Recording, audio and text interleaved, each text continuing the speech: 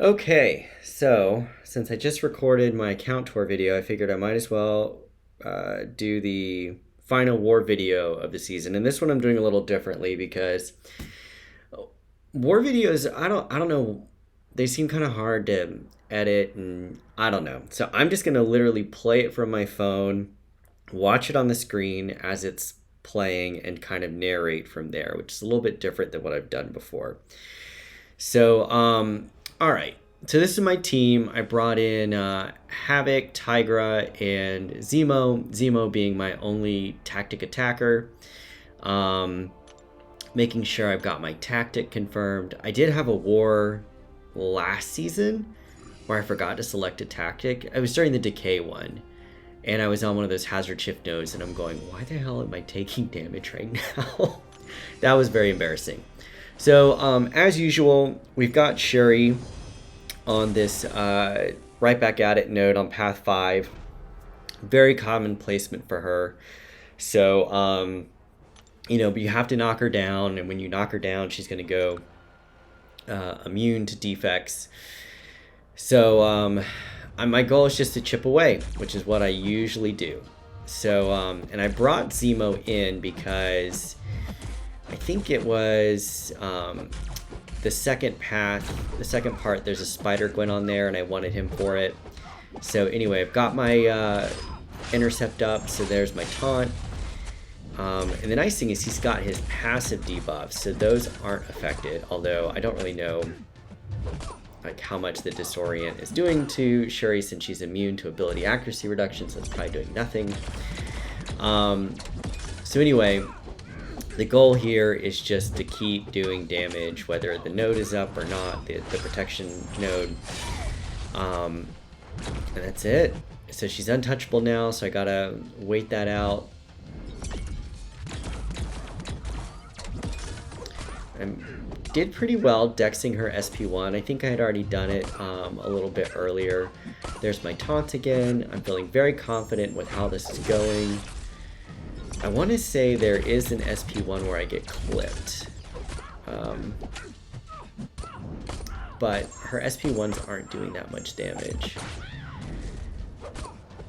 So there we go. Now she started to throw her heavy, but with Zemo, the nice thing is that when you have the person rooted, he can't miss. But you saw there, the root ended right as I was going into my SP1.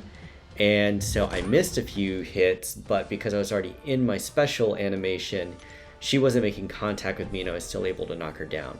But had that not been the case, then I could have gotten smacked. So we're going to heal up because war is expensive. I always try to go with the smallest heal that I can. And I think here I remember that I need to boost because I don't think I was boosted yet. Or is it in the second section? Do I go in this fight without boosting? It's very bad. I'm usually very good about boosting. Okay, so I go ahead and boost. And since this is the last war and we're kind of in the middle of Plat 3, I'm not super concerned about maxing out my boost. My alliance was taking quite a few deaths, so I wasn't gonna be able to counteract it on my own. So my goal is boost but not go crazy with it. Now here's something interesting, and I think I mentioned this in my last war video. So I wanted to play around with something here. Oh, I forgot. I get hit by an SP1. And I get stunned, I think. Which was, yeah, not good. But, anyway.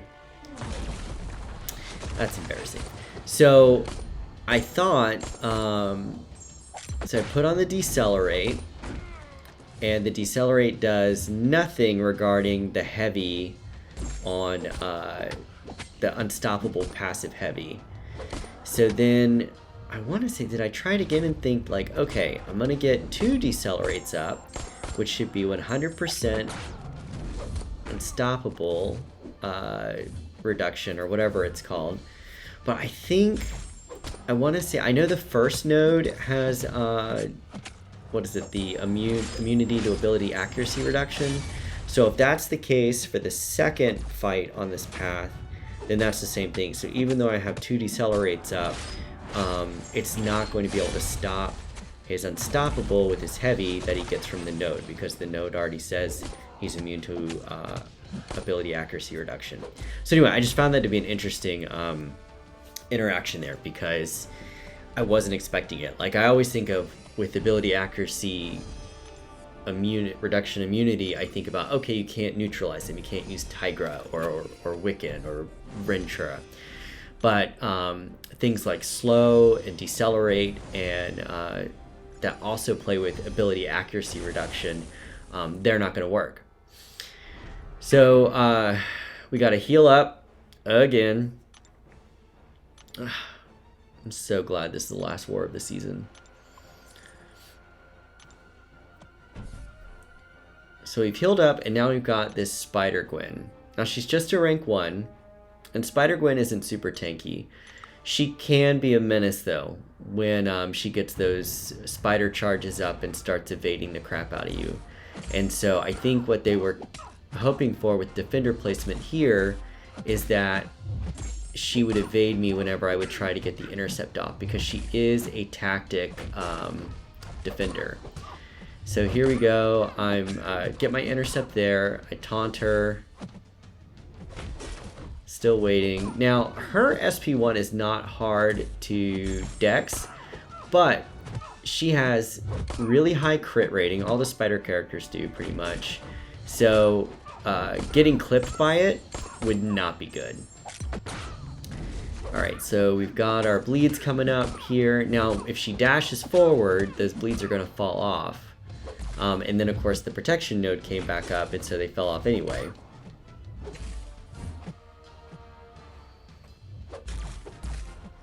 Let's see, what do we do here? What do we do? I think my decelerate, though, does help stop her evades here, because this node does not have that immunity for ability accuracy reduction.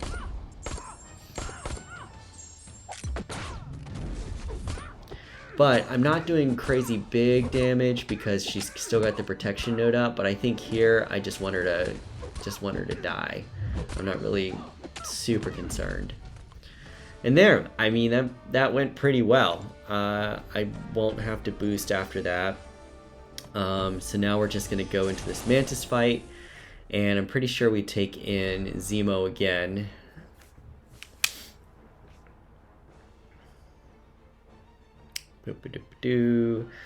What am I waiting on? Okay, there we go. I have no idea why I was paused. So my big thing here is Mantis hits hard when she does hit you, so I'm trying to get this intercept. Now, she's not a tactic defender, but I do want to keep her from throwing her SP1, because I don't want to have to deal with that sleep passive.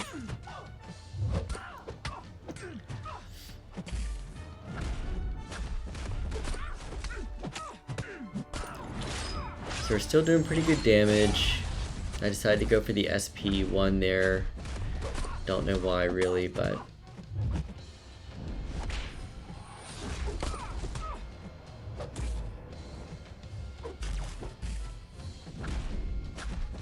and one thing that I never do, I know you can interrupt Mantis's heavies. I don't. I always get smacked with them. I think you've got to interrupt it like very early on in them. Like you can't try to interrupt it during the second or third hit. So at least that's been my experience. You always are going to get smacked. And that's pretty much going to do it for this war. I went over to Maw, and I don't take this fight often. Actually, like hardly ever, and I figured I would take it with Tigra, and it did not go well.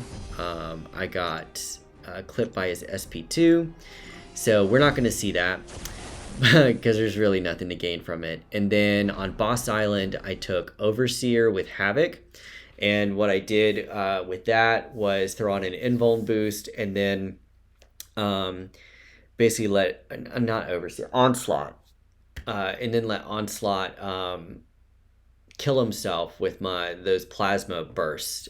Once Havoc got those neuro shocks on him. And then the fight after that was a Maestro, which I used Tigra, and she did pretty well. She did pretty well. I think he was a pretty beefy one, but yeah, she ultimately did very, very well. So anyway, thank you guys. I know I'm really inconsistent with war video postings. It just takes time. It takes time, and I really envy the guys who are able to churn out this kind of stuff over and over again, because yeah, you got to sit down, you got to get your videos, you got to edit them, you got to remember what you did, why you did what you did, and my narration tends to be a little bit more meandering because I'm not exactly sure, uh, why I did what I did. But it's also because I'm in an alliance where we don't have planning, so it's all on you to kind of figure out how you're going to tackle however many fights you can take. And if you're a stronger player, you try to take more fights than not. So anyway, thanks again for following along. Very glad this season is over. I'm sure most alliances are glad. I think everyone improved for sure from the early war fights once we got started to get the hang of the tactic, but it is still a brutal, brutal, brutal tactic. Very challenging, especially when you get high-ranking, beefy defenders. So, yeah, I mean, this may just be how war changes. The days of having donuts or just one or two deaths, that may be gone for the foreseeable future, or until another tactic comes out that's not so punishing. So, we'll have to see.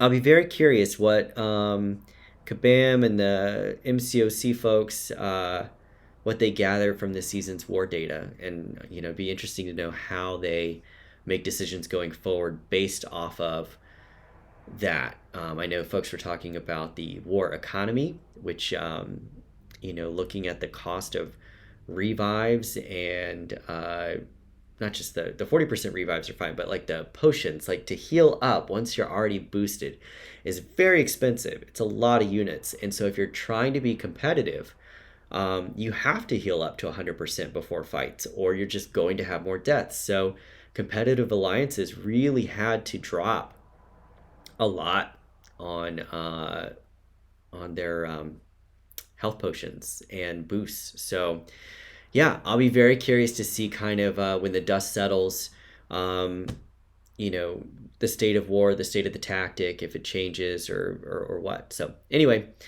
we will see. To be continued. Thanks so much. I appreciate it. Have a great night or a great day wherever you are, and I'll see you next time.